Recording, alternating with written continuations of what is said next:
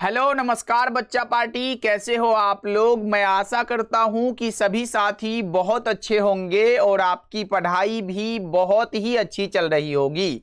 तो बच्चों, आज के क्लास में हम क्लास 12th फिजिक्स का पहला चैप्टर जिसका नाम है विद्युत आवेश तथा विद्युत क्षेत्र यानी कि electric charge and electric field, और इस चैप्टर के जितने भी इंपॉर्टेंट ऑब्जेक्टिव क्वेश्चन बनते हैं उन सभी प्रश्नों को आज के क्लास में कवर करेंगे। तो इस क्लास को आप लोग ध्यान से देखिएगा और इस चैप्टर से दिए जाने वाले सभी प्रश्नों को बहुत अच्छे से याद भी कर लीजिएगा।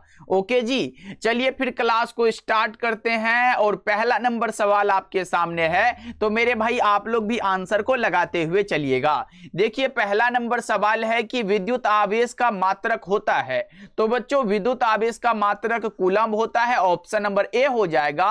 और कूलम्ब एक बड़ा मात्रक है, इसलिए व्यवहार में हम माइक्रो कूलम्ब और यहां पे नैनो कूलम्ब का यूज करते हैं। बच्चों, आवेश का दूसरा भी मात्रक होता है जिसे हम एम्पियर घंटा कहते हैं, तो यह बात भी आपको याद रखना है। ओके, चलो आगे बढ़ते हैं। यहां पे दूसरा नंबर सवाल का जवाब बताओ। पूछा जा रहा है कि विद्युत आवेश एक प्रकार का क्या है। यह भी इंपॉर्टेंट सवाल है एग्जाम में बच्चों। इस चैप्टर से एक भी प्रश्न नहीं छूटेगा, इसलिए क्लास को लास्ट तक देखिएगा। दूसरा नंबर सवाल है आवेश क्या है। तो आवेश एक अदिश राशि है, ऑप्शन नंबर बी होगा, जिसका मात्रक मैंने कूलम्ब बताया और एम्पियर घंटा बताया। चलो आगे बढ़ते हैं। तीसरा नंबर सवाल का जवाब बताओ, निम्नलिखित में कौन सदिश राशि है। बच्चों, यहां पे which of the following is a vector quantity. सदिश राशि मेरे भाई कौन सा हो जाएगा, विद्युत क्षेत्र की तीव्रता जिसे हम ई द्वारा दर्शाते हैं। तो यह बात आपको याद रखना है कि विद्युत क्षेत्र की तीव्रता एक सदिश राशि है। समझ आ गया। विभव आए, धारा आए, आवेश आए, ये तीनों अदिश राशि है। नेक्स्ट बता के चलो आप लोग। यहां पे प्रश्न क्या है कि विद्युत क्षेत्र की तीव्रता का मात्रक क्या हो जाएगा। यह भी इंपॉर्टेंट सा सवाल है। देखो, E बराबर एफ अपॉन क्यू एक फॉर्मूला होता है। यहां से फोर्स का न्यूटन निकालो, चार्ज का कूलम, तो न्यूटन प्रति कूलम एक मात्रक निकला। और विद्युत क्षेत्र और विभव में संबंध से एक हमारा होता है E बराबर माइनस का dV बटा dx से अगर निकालते हो तो इससे आपका वोल्ट बटा मीटर निकलता है। इसका मतलब है कि यह भी मात्रक सही है, तो A और B दोनों हमारा करेक्ट हो जाएगा। समझ में आ गया बच्चों। चलो आगे बढ़ते हैं, अगला बता के चलो। अगला प्रश्न क्या है, आवेश का रेखीय घनत्व का मात्रक क्या होता है। देखो, एक होता है आवेश का रेखीय घनत्व, एक होता है आवेश का पृष्ठ घनत्व, एक होता है आवेश का आयतन घनत्व। यहां पे है रेखीय घनत्व जिसे हम लेम्डा द्वारा दर्शाते हैं। लेम्डा बराबर क्यू बाय एल होता है, यानी कि प्रति एकांक लंबाई में आवेश का जो परिमाण होता है उसे हम क्या कहते हैं, आवेश का रेखीय घनत्व कहते हैं। समझ गए। अब देखो, यहां से आप आवेश का कूलम ऊपर पढ़े हो और यहां पे लंबाई का मीटर में बचपन से जानते हो, तो कूलम बटा में मीटर क्या हो जाएगा, रेखीय घनत्व का मात्रक हो जाएगा। समझ गए बच्चों। पृष्ठ घनत्व और आयतन घनत्व नीचे है, जो कि हम लोग अच्छे से करेंगे। चलो आगे बढ़ते हैं, अगला बताओ। अगला प्रश्न है कि प्रति एकांक लंबाई में, देखो मैंने क्या बताया मेरे भाई, प्रति एकांक लंबाई में आवेश का जो परिमाण होगा उसे हम लेम्डा कहते हैं, और लेम्डा आवेश का रेखीय घनत्व होता है। तो सही जवाब ऑप्शन नंबर आपने ए बता के चला। कोई दिक्कत है क्या मेरे भाई। देखो, लेम्डा बराबर क्यू बाय एल, यहां से प्रति एकांक लंबाई आवेश का परिमाण जो होगा वही हो जाएगा, और यहां पे प्रति एकांक लंबाई में आवेश का परिमाण तो क्या कहलाएगा, आवेश का रेखीय घनत्व हो जाएगा। ओके, चलो आगे बढ़ते हैं। अगला बता के चलो कि निम्नलिखित में किसका मात्रक वोल्ट मीटर इनवर्स होता है। क्या बच्चों, मैंने बताया ऊपर वोल्ट प्रति मीटर किसका होता है। तो भैया ये विद्युत क्षेत्र का होता है, मैंने ऊपर बताया, तो आप भूल कैसे सकते हो। चलो अगला बताओ। यहां पे प्रश्न क्या है, देखो यहां पे है कि विद्युत क्षेत्र की तीव्रता का विमीय सूत्र क्या होगा। देखो, विद्युत क्षेत्र की तीव्रता को हम ई द्वारा दर्शाए थे। ई बराबर क्या बताए थे मेरे भाई, एफ अपॉन क्यू होता है। अब देखो, पहले सिंपल सा है, बल का क्या होगा, M L T inverse two, ये बल का विमा होता है, बल का। और यहाँ पे आवेश का एटी होता है, आवेश का विमा क्या बच्चों, एटी होता है, आवेश का विमा एटी होता है। ये एग्जाम में आया हुआ है, समझ गए ना। तो देखो, अब अगर मैं इसको ऊपर कर दूं ऐसे, एम एल टी टी, और ये ऊपर जाएगा तो टी माइनस का 3 हो जाएगा, ए ऊपर जाएगा तो यहाँ पे माइनस का 1 लग जाएगा। तो क्या बच्चा party MLT inverse 3 A inverse है कहीं पे? ऑप्शन नंबर बी में दिया गया, बिल्कुल ही सही जवाब हो जाएगा। बहुत आसान है मेरे भाई। चलो आगे बढ़ते हैं, नेक्स्ट बता के चलो। 9 यहां पे है कि प्रति इकाई आवेश पर, देखो कुछ नहीं करेंगे, प्रति इकाई आवेश, प्रति इकाई आवेश पर लगने वाला बल, लगने वाला बल को क्या कहेंगे? ई, अभी तो फॉर्मूला लिखे थे ई बराबर एफ अपॉन क्यू, तो ई क्या है? विद्युत क्षेत्र है। तो लो भाई विद्युत क्षेत्र लगा दो। समझ में आ रहा है ना मेरे भाई? तो एक बार क्लास को सभी साथी लाइक कर लीजिएगा, और अगर न्यू जुड़े हो तो सब्सक्राइब कर लीजिएगा। डेली क्लास इसी चैनल पे होता है, इसलिए सब्सक्राइब रहेगा तो मैसेज आपके पास चला जाएगा। ओके बच्चों, तो आप लोग एक बार सब्सक्राइब कर लीजिएगा। चलो हम आगे बढ़ते हैं, अगला बताओ। 10 नंबर सवाल है कि दो विद्युत आवेशों के बीच लगने वाले बल को नियंत्रित करने वाले नियम को क्या कहा जाता है? दो विद्युत आवेशों के बीच लगने वाला, और कूलम का नियम क्या कहा था? क्या कहा था भाई? कि दो विद्युत आवेशों के बीच लगने वाला बल आवेश के गुणनफल के समानुपाती होता है तथा दूरी के वर्ग के व्युत्क्रमानुपाती होता है, यानी कि F समानुपाती Q1 Q2 by R square. तो दूरी के वर्ग के व्युत्क्रमानुपाती है, जबकि यहां पे आवेश के गुणनफल के क्या है? समानुपाती है। तो ये वाला फॉर्मूला यहां पे सूट होता है, कूलम का नियम हो जाएगा। ऑप्शन नंबर डी करेक्ट हो जाएगा। ओके चलो आगे बढ़ते हैं। 11 नंबर सवाल बताओ कि हवा में एप्सिलॉन आर का मान क्या होगा? हवा में एप्सिलॉन आर का मान होता है 1। क्या होता है मेरे भैया जी? 1 होता है। 11 का सी लगा के चलो। चलो बच्चा पार्टी अगला बताओ, जल्दी जल्दी से आंसर को बताते चलो, तभी याद होगा ना। बताओ विद्युत फ्लक्स का ऐसा मात्रक क्या हो जाएगा? विद्युत फ्लक्स है, बताओ क्या हो जाएगा? तो भैया आपने पढ़ाया था, क्या पढ़ाया था कि फाई बराबर ई इंटू ए फॉर्मूला होता है। ई का मात्रक आपने बताया न्यूटन प्रति कूलम होता है। ई मतलब विद्युत क्षेत्र न्यूटन प्रति कूलम होता है, और दूसरा मात्रक वोल्ट प्रति मीटर होता है। लेकिन यहाँ पे एरिया है तो गुना में यहाँ पे मीटर स्क्वायर, यहाँ भी मीटर स्क्वायर। तो देखो न्यूटन प्रति कूलम, ये तो सिंपल सा है कि भैया न्यूटन प्रति कूलम और गुना में मीटर स्क्वायर हो जाएगा। लेकिन इसमें करे तो 1 मीटर कटेगा, तो यहाँ पे बचेगा वोल्ट गुना मीटर। तो कहीं ना कहीं इसका दो मात्रक निकला, न्यूटन प्रति कूलम मीटर स्क्वायर और वोल्ट गुना मीटर। ये निकला और ये निकला, इसका मतलब है कि ए और बी दोनों करेक्ट आंसर हमारा हो जाएगा। समझ में आया? चलो आगे बढ़ते हैं, अगला बताओ। वायु के लिए परावैद्युत सामर्थ्य क्या होगा? वायु के लिए परावैद्युत सामर्थ्य होता है 3 गुणा 10⁻6, और परावैद्युत सामर्थ्य का मात्रक वोल्ट, यहाँ पे वोल्ट प्रति मीटर होता है। चलो नेक्स्ट बताओ। यहाँ पे अगला प्रश्न है, कल बच्चा पार्टी हम दूसरा चैप्टर को करेंगे, आज पहला है, कल दूसरा हो जाएगा फिजिक्स का। किसी वस्तु का परावैद्युत स्थिरांक हमेशा अधिक होता है, किससे? किससे अधिक होता है भाई? किससे? 1 से अधिक होता है मेरे भैया जी, 1 से। यहां पे 14 नंबर सवाल का जवाब सी हो जाएगा। चलो नेक्स्ट बताओ। यहां पे अगला नंबर सवाल का जवाब बताओ। यहां पे प्रश्न है, किसी विद्युतीय क्षेत्र में चालक को रखने पर, यहां पे किसी विद्युतीय क्षेत्र में चालक को रखने पर उसके अंदर विद्युतीय क्षेत्र का मान क्या होगा? विद्युतीय क्षेत्र 0 हो जाता है भाई मेरे, 0 हो जाता है। यहां पे सी ऑप्शन करेक्ट हो जाएगा। चलो अगला बताओ। यहां पे प्रश्न है कि किसी आवेशित खोखले गोलाकार चालक के भीतर विद्युतीय तीव्रता आया, आप यहां पे 0 बताओगे। आप क्या बताओगे बच्चों? 0 बताओगे। ऑप्शन सी हो जाएगा। चलो अगला बताओ। यहां पे क्या पूछा जा रहा है? देखो प्रश्न आपके सामने है, क्या पूछा गया भैया जी? ई यहां पे तीव्रता वाले, यहां पे विद्युत क्षेत्र में पी द्विध्रुव आघूर्ण वाले विद्युत द्विध्रुव पर लगने वाला बल आघूर्ण क्या हो जाएगा? कौन सा हो जाएगा मेरे भाई? Option number A, P cross vector, यहां पे P vector cross E vector हो जाएगा। ऑप्शन नंबर ए हो जाएगा। चलो अगला नंबर सवाल है कि एक स्थिर आवेश क्या उत्पन्न करेगा? यहां पे स्थिर आवेश क्या उत्पन्न करेगा? केवल विद्युत क्षेत्र उत्पन्न करेगा। 18 का ऑप्शन ए करेक्ट है। चलो नेक्स्ट बताओ। बच्चा पार्टी लगा दो आग पानी में, जल्दी से बता दो ना। निम्नलिखित में किसका अस्तित्व संभव नहीं है? हमने ये फॉर्मूला बताया था, Q बराबर NE होता है। N एक नंबर है, जैसे 1 2 3 4 5 6, और E इलेक्ट्रॉन का चार्ज है 1.6 × 10⁻⁴ पावर माइनस का 19 कूलम्ब होता है। 1 से गुना करो ये निकलेगा, 4 से गुना करो ये निकलेगा, उसके बाद 2 से करो ये निकलेगा। लेकिन बच्चों ये नहीं निकलेगा, क्योंकि आप इसे, ये जो नंबर लिखा गया है आप इसे बदल नहीं सकते, क्योंकि आप 2.5 नहीं लिख सकते ऐसे।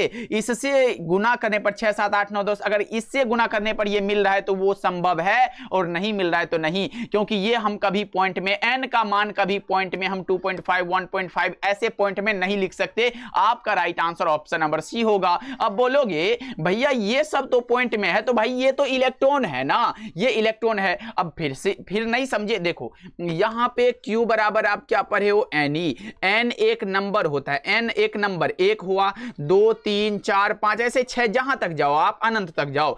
गुना में इलेक्ट्रॉन का charge 1.6 into 10 to the power minus का 19 कूलम्ब होता है। अब देखो 1 से हम गुना करेंगे तो क्या हमारा ये निकल जाएगा ना, निकल जाएगा। 2 से करेंगे तो फिर हमारा ये भी निकल जाएगा। 3 से नहीं है तो ऑप्शन में नहीं है, कोई दिक्कत नहीं। 4 से है तो 4 से करेंगे तो ये भी निकल जाएगा, क्योंकि 16 चौके 64 हो जाएगा। ये हो गया। उसके बाद देखो ये कभी नहीं हो सकता, क्योंकि अगर हम 5 से करें तो भी नहीं निकलेगा, 1 से करें तो भी नहीं, 2 से नहीं निकलेगा, तो ये हमारा क्या होगा, सही हो जाएगा। पॉइंट में ये संभव नहीं है। चलो आगे बढ़ते हैं। नेक्स्ट बताओ, यहां पे प्रश्न है कि स्थिर विद्युत क्षेत्र कैसा होता है। स्थिर विद्युत क्षेत्र कंजर्वेटिव यानी कि संरक्षी होता है। ऑप्शन नंबर ए बिल्कुल करेक्ट हो जाएगा। समझ में आ रहा है मेरे भाई? क्लास को आप लोग लाइक करते हुए चलिएगा। चलो बताओ यहां पे कूलम्ब बल क्या है, कूलम्ब बल बताओ। कूलम्ब बल क्या है, तो केंद्रीय बल भी है, विद्युत बल भी है, तो ए और बी दोनों यहां पे करेक्ट है आपका आंसर। चलो नेक्स्ट बता के चलो। अगला प्रश्न है कि प्रति एकांक क्षेत्रफल में आवेश का परिमाण क्या कहलाता है। प्रति एकांक क्षेत्रफल में आवेश का परिमाण बता के चलिएगा। भैया जी आवेश का पृष्ठ घनत्व नहीं समझ में आया, कोई दिक्कत नहीं है। प्रति एकांक क्षेत्रफल, क्षेत्रफल मतलब एरिया, बटा में आवेश क्यू हो जाएगा ऊपर में, और ये इसे हम सिग्मा द्वारा दर्शाते हैं। तो लो ये हो जाएगा फॉर्मूला। तो इसका मात्रक ऐसे चार्ज का कूलम बटा में एरिया का मीटर स्क्वायर, तो कूलम प्रति मीटर स्क्वायर आए तो आवेश का पृष्ठ घनत्व का मात्रक हो जाएगा। ओके बच्चों, और रैखिक घनत्व का क्या बताया, लेमडा बराबर क्यू बाई एल होता था, चार्ज का कूलम लंबाई का मीटर, कूलम बटा मीटर आए तो रैखिक घनत्व होगा, और कूलम बटा मीटर स्क्वायर आए तो आवेश का पृष्ठ घनत्व होगा। ये दो समझ गए। आयतन घनत्व हम लोग नीचे समझेंगे। चलो आगे बढ़ते हैं। अगला बताओ, अगला प्रश्न क्या है कि आवेश के पृष्ठ घनत्व का मात्रक, मैंने तो बताया कि सिग्मा बराबर यहां पे क्यू बाई ए होता है, चार्ज का कूलम एरिया का मीटर स्क्वायर, तो कूलम बटे मीटर स्क्वायर। तो ऑप्शन नंबर सी आपको यहां पे लगा देना है, बिल्कुल करेक्ट आंसर है।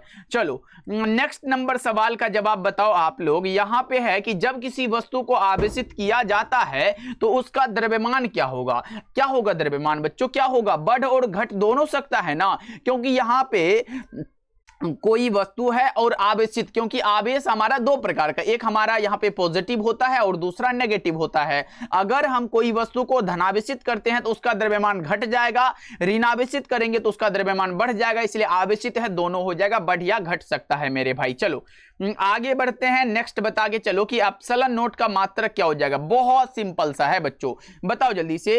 आपने पढ़ा होगा एफ समानुपाती Q1 Q2 by are square, ये पढ़े हो क्या। अब देखो आप ऐसे लिखोगे एफ बराबर क्या होगा, अगर ये समानुपाती हटा तो के लगा दो, कांस्टेंट है, Q1 Q2 by are square हो जाएगा। फिर लिखो एफ बराबर के को हम लिख सकते हैं 1/4 पाई एप्सिलॉन नोट, फिर Q1 Q2 यहां पे बाई आर स्क्वायर हो जाएगा। इतना समझ गए ना। अब देखो कुछ नहीं है, हमें एप्सिलॉन नोट निकालना है, तो एप्सिलॉन नोट को इधर बुला लो, भैया आ जाओ, तुम इधर आ जाओ, और यहां पे देखो फिर 1 बाय यहां पे फोर्स हो जाएगा, तो 1 बाय यहां पे फोर्स लिख लो, इनटू में ये Q1 Q2 है तो आप यहां पे सीधा उतार दो। फिर यहां पे एप्सिलॉन नोट बराबर 1 बाय फोर्स का मात्रक, क्या 1 को नहीं लिखो कोई दिक्कत नहीं, Q1 Q2, तो चार्ज का मात्रक कूलम गुना में फिर चार्ज का मात्रक कूलम बटा में यहां पे बल है तो बल का मात्रक न्यूटन हो जाएगा, दूरी का मात्रक मीटर का स्क्वायर हो जाएगा।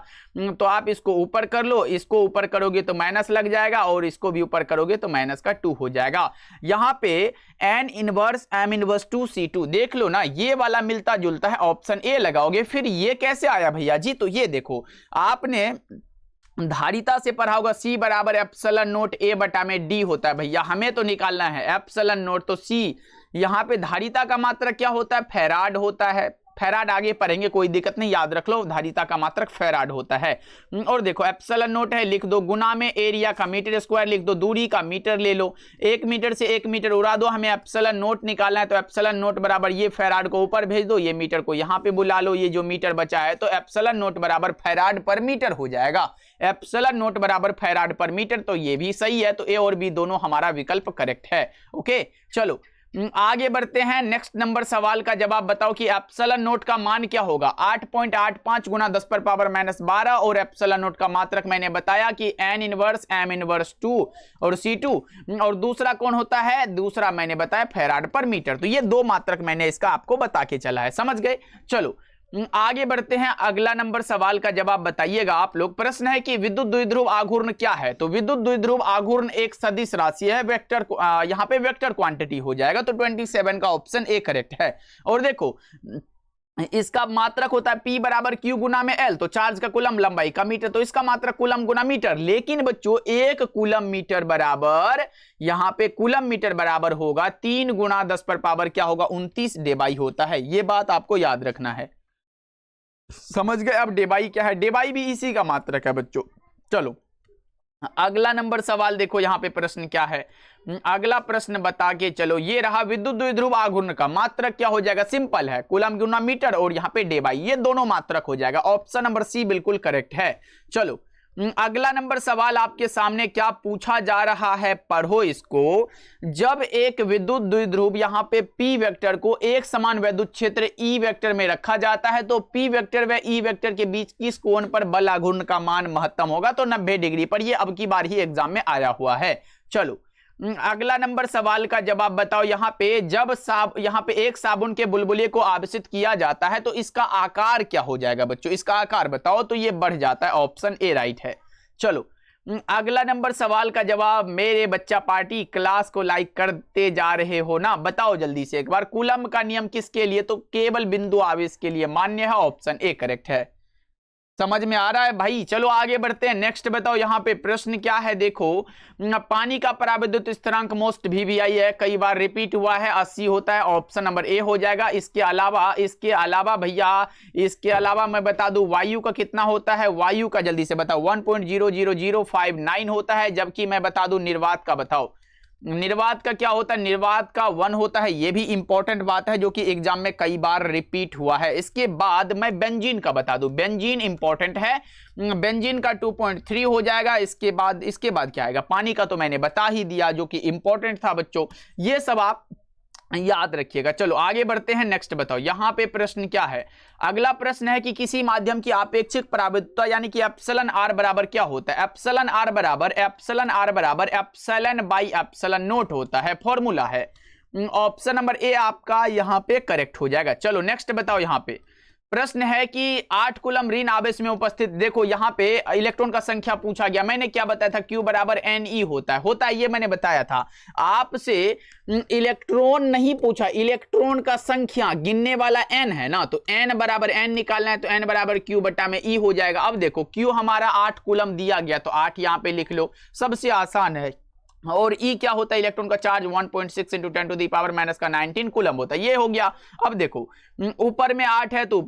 10⁻⁻⁻⁻⁻⁻⁻⁻⁻⁻⁻⁻⁻⁻⁻⁻⁻⁻⁻⁻⁻⁻⁻⁻⁻⁻⁻⁻⁻⁻⁻⁻⁻⁻⁻⁻⁻⁻⁻⁻⁻⁻⁻⁻⁻⁻⁻⁻⁻⁻⁻⁻⁻⁻⁻⁻⁻⁻⁻⁻⁻⁻⁻⁻⁻⁻⁻⁻⁻⁻⁻⁻⁻⁻देखो ऊपर में ऐसे करके इसको हम ऊपर भेज देते हैं, तो 1.6 लिखो और गुना में इसको ऊपर भेजेंगे तो 10 पर पावर 19 बचेगा, क्योंकि माइनस हट जाएगा ना। तो देखो पॉइंट उड़ाओ और यहाँ पे 0 लगा दो, 16 के 16, 16 पचे का 80 हो जाएगा, तो 5 गुना 10 पर पावर 19 हो जाएगा। 5 गुना 10 पर पावर 19, ऑप्शन ए करेक्ट है। ओके चलो आगे बढ़ते हैं, नेक्स्ट बता के चलो कि विद्युत क्षेत्र रेखाओं से किन की जानकारी प्राप्त होती है। क्षेत्र के शक्ति की, दिशा की, आवेश की, प्रकृति की, इन सभी की हमें जानकारी प्राप्त हो जाती है। चलो अगला बताओ, यहाँ पे प्रश्न है कि किसी आवेशित चालक के भीतर यहाँ पे बाहरी सतह पर विद्युत क्षेत्र सतह के लंबवत, क्योंकि भीतर नहीं बाहरी सतह पर सतह के लंबवत होगा। ऑप्शन बी करेक्ट है। चलो अगला नंबर सवाल है, किसी बिंदु पर विद्युत क्षेत्र की तीव्रता के लिए, विद्युत क्षेत्र के लिए E बराबर F/Q, मैंने फॉर्मूला ऊपर ही लिखा था, जितने साथी ध्यान से देख रहे हैं सबको पता होगा। ऑप्शन बी करेक्ट हो जाएगा। चलो अगला बता के चलो, यहाँ पे आवेश का पृष्ठ घनत्व क्या होगा, सबसे आसान है भाई, सिग्मा बराबर Q/A लिख लो, कहीं पे बताओ ऑप्शन नंबर बी करेक्ट हो जाएगा। अब देखो ये क्या है, यहाँ पे लेमडा बराबर क्यू बाई एल, तो ये क्या होगा, ये रैखिक घनत्व है बच्चों। क्या है, ये रैखिक घनत्व है। उसके बाद ये देखो रो बराबर क्यू बाई भी, ये बच्चों आयतन घनत्व है। क्या है, आयतन घनत्व है। मैं नीचे बता दूंगा, आयतन घनत्व का क्वेश्चन होगा। चलो ऑप्शन यहाँ पे बी लगा दो। चलो नेक्स्ट बता के चलो यहाँ पे कि 1/4 पाई एप्सिलॉन नॉट का मान होता है 9 गुना 10 पर पावर 9। बताओ कौन सा हो जाएगा, ऑप्शन नंबर यहाँ पे ए करेक्ट है, 9 गुना 10 पर पावर 9। अब बोलोगे भैया ये क्या है, तो देखो एप्सिलॉन नोट का मात्रक मैंने क्या बताया था, n inverse m inverse 2 C2 बताया था ना बच्चों। और देखो इसी का उल्टा कर दो, जैसे n पर पावर -1 है तो इससे माइनस हटा दो, और 1 तो लिख नहीं सकते हैं। फिर देखो m पर पावर -2 है तो माइनस हटा के 2 लिख दो। फिर देखो c² है तो c पर पावर -2 कर दो। क्या ये ही लिखा है यहाँ पे, क्या यही लिखा है? तो बच्चों एप्सिलॉन नोट का उल्टा वाला हो जाएगा 1/4 पाई एप्सिलॉन नोट का मात्रक। बस सिंपल सा है, याद रख लो, इतना आपको याद रखना पड़ेगा। ओके चलो आगे बढ़ते हैं। नेक्स्ट प्रश्न है कि विद्युत क्षेत्र E और विभव V में क्या संबंध होगा। E बराबर -dV/dx मैंने बताया था जब विद्युत क्षेत्र का मात्रक बता रहा था। तो चलो अगला बता के चलो। यहाँ पे प्रश्न है कि किसी घिरे हुए बंद पृष्ठ पर विद्युतीय फ्लक्स यहाँ पे भीतर स्थित आवेश का होता है क्या, जल्दी बताओ। तो 1/ε0 गुना होता है, इसे हम गॉस का नियम कहते हैं, गॉस का प्रमेय कहते हैं। तो बताओ 41 का ऑप्शन ए हो जाएगा, गॉस का प्रमेय यही है बच्चों। चलो अगला बताओ। यहाँ पे देखो गॉस के नियमानुसार वही वाला बात हो गया, फाई बराबर Q by epsilon not, option number A correct हो जाएगा। नेक्स्ट बताओ यहाँ पे प्रश्न क्या है, चलो बताओ। यहाँ पे है E बराबर 0 तीव्रता वाले विद्युत क्षेत्र में विभव V का दूरी r के साथ परिवर्तन क्या होगा। V बराबर नियत व r से स्वतंत्र है, ऑप्शन डी करेक्ट हो जाएगा। चलो अगला बताओ। यहाँ पे प्रश्न है कि संबंध Q बराबर NE में, देखो यहाँ पे प्रश्न अब आप यहाँ पे लगा दोगे। देखो सिंपल सा क्वेश्चन है, क्या पूछा जा रहा है, संबंध Q बराबर NE में कौन है जो n का मान संभव नहीं है। n बराबर मैंने 1 2 3 4 5 6 7 8 9 10 11 अनंत तक बताया था। तो और इसमें मैंने क्या बोला था, इसमें बोला था कि पॉइंट कभी नहीं आ सकता। अब देख लो पॉइंट इसमें कहां है, तो ये नहीं होगा, इसका मान ये संभव नहीं है बच्चों। ओके चलो अगला नंबर सवाल क्या पूछा जा रहा है, देखो 1 कूलम आवेश बराबर कितना इलेक्ट्रोस्टैटिक यूनिट हो जाएगा। जल्दी से बताओ, जल्दी से बता दो बच्चा पार्टी, फटाफट से बता दो क्या हो जाएगा। तो 3 गुना 10 पर पावर 9 हो जाएगा, ऑप्शन नंबर ए लगा दो। इस चैप्टर से हमने 45 ऑब्जेक्टिव सेलेक्ट किया था बच्चा पार्टी। अब दूसरा चैप्टर से भी 40-45 ऑब्जेक्टिव वो भी हो जाएगा। तो आप लोग अच्छे से क्लास को देखिएगा, जितना भी मैं आपको करवा रहा हूं चैप्टर वाइज अच्छे से याद करते चलो। ओके बच्चों, मिलते हैं फिर अगले क्लास में। क्लास को आप लोग लाइक कर लीजिएगा।